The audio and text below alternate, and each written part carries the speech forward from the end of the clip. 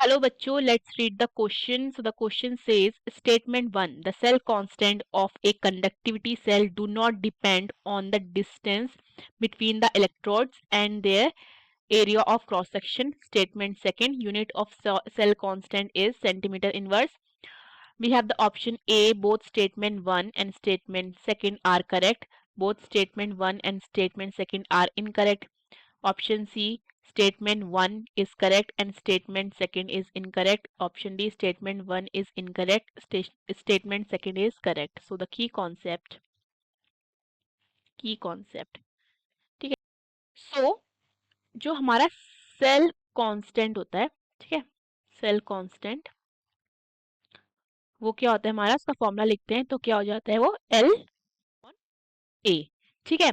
जहां पे L क्या होता है, लेंथ, और we can say the distance between the two electrodes, ठीक है, डिस्टेंस बिटवीन द इलेक्ट्रोड्स, ठीक है. एंड ए क्या होता है हमारा, ए होता है एरिया ऑफ क्रॉस सेक्शन, ठीक है, उनका एरिया ऑफ क्रॉस सेक्शन. तो यहाँ से क्लियरली हम देख सकते हैं क्या कि जो हमारा सेल कांस्टेंट है वो लेंथ पे भी, डिस्टेंस बिटवीन द इलेक्ट्रोड पे भी क्या कर रहा है, डिपेंड कर रहा है, ठीक है. डिस्टेंस पे भी डिपेंड कर रहा है और एरिया पे भी डिपेंड कर रहा है, ठीक है.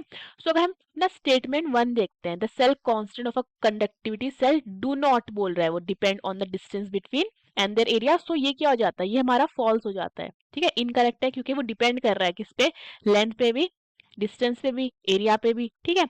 एंड दूसरा स्टेटमेंट क्या है, unit of cell constant is centimetre inverse. तो ये देख लेते हैं, जो हमारा सेल कांस्टेंट है वो क्या है, एल अपॉन ए होता है, ठीक है, एल अपॉन ए के इक्वल होता है. सो यहाँ से अगर मैं क्या करती हूँ, अगर मैं इसकी यूनिट लिखती हूँ तो यूनिट ऑफ लेंथ क्या होती है हमारी, मीटर, ठीक है, and we can say centimetre भी होती है, ठीक है. And unit of area of cross section क्या हो जाएगा, metre square, we can say centimetre square भी हो सकता है, ठीक है.